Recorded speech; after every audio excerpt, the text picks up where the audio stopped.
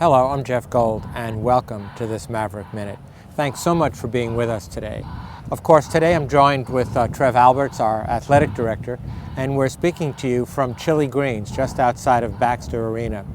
And the subject, of course, is baseball softball, Trev. You know, there's a lot of excitement on campus. There's a lot of stories going on about a new baseball softball facility, and we're standing very close to where it might be. So what would the campus like to know about this conversation?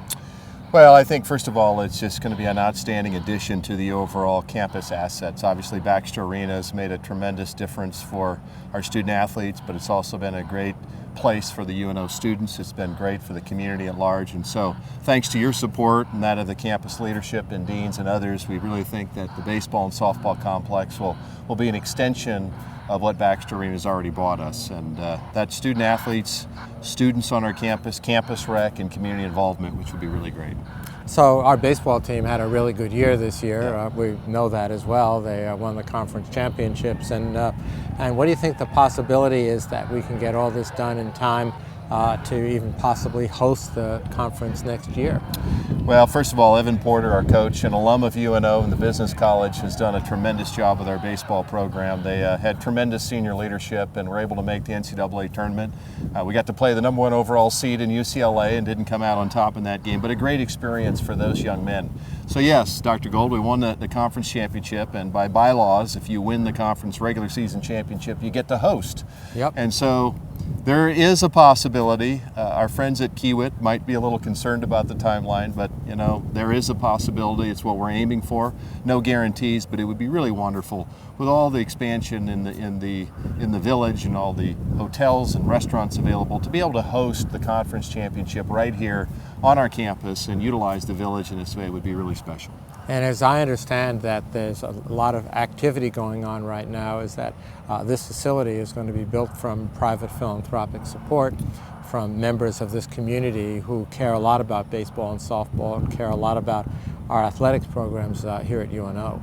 Just an unrelenting philanthropic community, a community that supports UNO in ways that's just unprecedented. So obviously we're humbled by their continued support.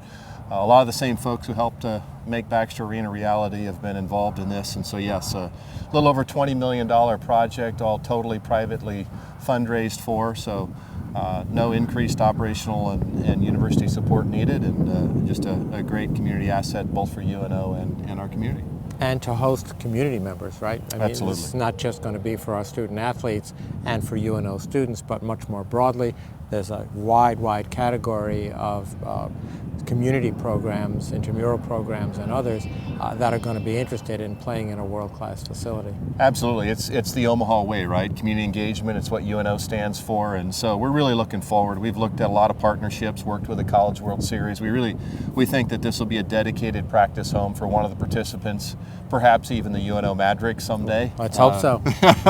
But, you know, I mean, high school no baseball. pressure, Coach. High school baseball and softball championships. Obviously, we're not far from the village and Stinson Park and all the activities that happen over across the village. I think the reality is that a project like this that will have the type of surface, be an artificial surface, that type of surface will allow us to be really multiple in all the inventory that can happen here. So I think the reality is we don't even know today all the types of things that can happen within this type of facility. But youth baseball, youth softball, high school baseball, softball, College World Series, community events, this facility will be able to host them all. Well, fantastic. You know, this is a good opportunity for me to thank you personally for your leadership of this and so many other programs, to thank our coaches and trainers, and to thank our student athletes for all they do. You know, this community would not be in such strong support if they didn't really care about our programs. And, you know, while the facilities are beautiful, and we know that, and they help us attract and retain students and leadership, at the end of the day, it's the people. Absolutely. And it's just a remarkable Maverick family.